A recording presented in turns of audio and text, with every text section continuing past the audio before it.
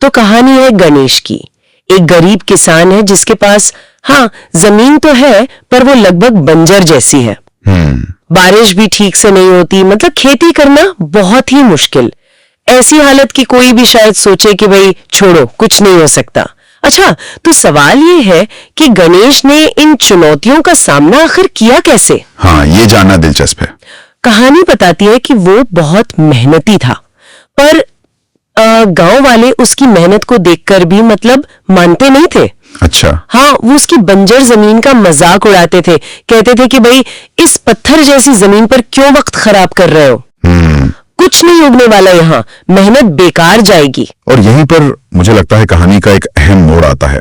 मतलब बाहर से इतनी निराशा, लोग मजाक उड़ा रहे हैं, हाँ, इसके बावजूद गणेश का अपने काम पर, अपनी मेहनत पर भरोसा बना रहा। ये एक तरह का मानसिक बल दिखाता है। बिल्कुल सही कहा। उसका ध्यान शायद लोगों की बातों पर था ही नहीं। हाँ, लगता तो यही है। फोकस अपने लक्ष्य पर था और इसी भरोसे के साथ उसने काम शुरू किया।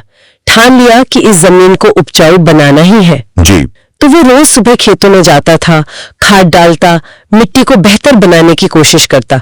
और पानी की सबसे बड़ी दिक्कत थी। हाँ, बंजर जमीन और पानी की कमी, ये तो बहुत मुश्किल कॉम्बिनेशन है। हाँ, तो वो दूर से पानी ढोकर लाता था। सोचिए कितनी मेहनत। ये सिर्फ शारीरिक मेहनत नहीं थी, ये एक जुनून था शायद। बिल्कुल। पर कहानी में एक और बात है जो इसे और खास बनाती है। हाँ, वही। उसने सिर्फ ऐसा नहीं कि बस मेहनत ही करता रहा, उसने कुछ और भी किया। जी, उसने समझदारी दिखाई। कहानी कहती है कि वो एक अनुभवी किसान के पास गया, सही, और उनसे फसल उगाने के नए तरीके सीखे। ये बात बहुत जरूरी है। हाँ, मुझे भी ये पॉइंट बहुत महत्वपूर्ण लगा, क्योंकि अक्सर हम सिर्फ मेहनत की बात करते हैं। बिल्कुल। ये कहानी को सिर्फ मेहनत करो फल मिलेगा से आगे ले जाती है।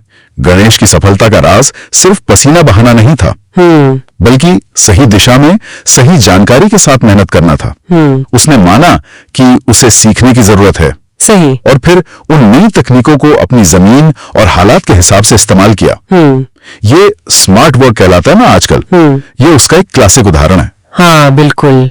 और फिर नतीजा तो मतलब कमाल का था। हाँ, बताइए ना।